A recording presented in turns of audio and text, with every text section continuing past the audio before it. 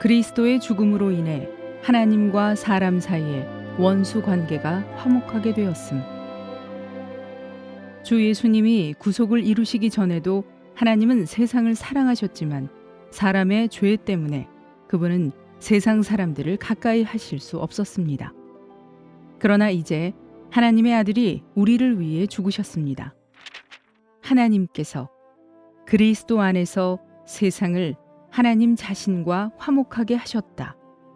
고린도후서 5장 19절입니다. 이제 하나님과 사람의 관계가 달라졌습니다. 그리스도의 죽음은 하나님의 마음을 바꾸는 것이 아닙니다. 왜냐하면 하나님은 원래부터 세상 사람들을 사랑하셨기 때문입니다. 그리고 그리스도의 죽음은 사람의 마음을 바꾸는 것도 아닙니다. 왜냐하면 세상 사람들은 죄 가운데 살면서 하나님께 복종하려고 하지 않기 때문입니다.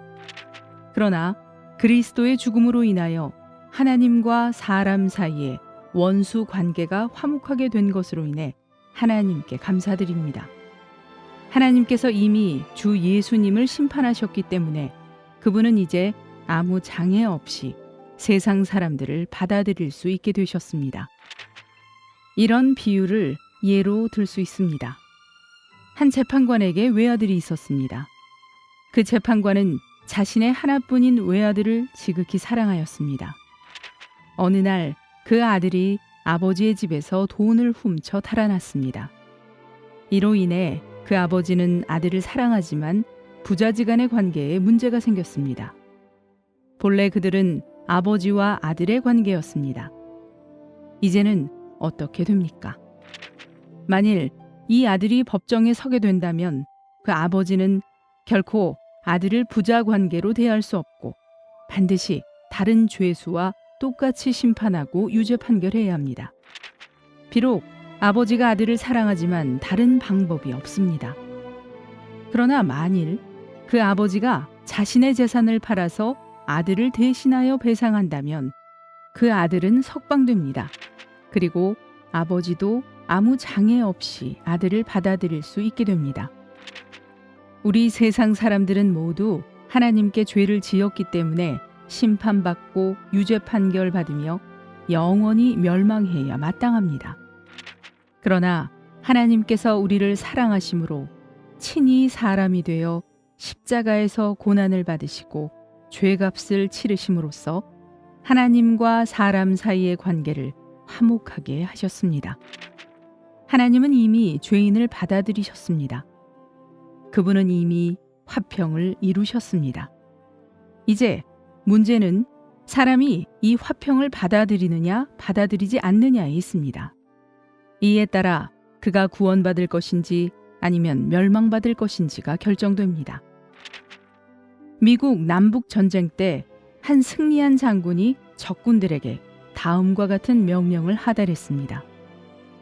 내가 한 곳을 화평의 장소로 정할 것이니 무기를 버리고 그 땅에 들어온 사람은 죽음을 면할 것이지만 그렇지 않은 사람은 모두 죽게 될 것이다. 그 말을 믿은 많은 이들이 모든 무기를 버리고 그 장소로 들어가 죽음을 면하였습니다. 그러나 이들 외에 의심 때문에 그 장소에 들어가지 못한 사람들은 한 사람도 남김없이 사형에 처해졌습니다. 하나님은 골고다의 십자가를 화평의 장소로 선택하셨습니다. 본래 여러분은 하나님과 원수였지만 여러분이 여러분의 죄악을 버리고 십자가의 기초 위에 서서 주 예수님이 여러분을 위해 이루신 화평을 의지한다면 여러분은 구원을 받을 것입니다. 그러나 만일 여러분이 고집을 부리며 믿지 않고 의심한다면 여러분의 죄 가운데 죽을 것입니다. 적군이 생존하느냐 죽느냐는 그 땅으로 들어가기를 원하는지에 달려 있습니다. 어떤 사람은 그 경계선 밖에 서 있을 수도 있고 몇 발자국 가까이 있을 수도 있습니다. 한 발자국만 더 내디디면 들어갈 수가 있습니다. 그러나 그 땅 밖에 있다면 그들은 여전히 죽음을 당할 것입니다. 주저하지 말고 의심하지 마십시오. 단 한 발자국의 차이도 있어서는 안 됩니다. 주님을 의지하면 구원을 받는데 왜 그렇게 하지 않습니까? 원하는 사람은 다 생명수를 거저 받아 마시십시오. 요한계시록 22장 17절입니다.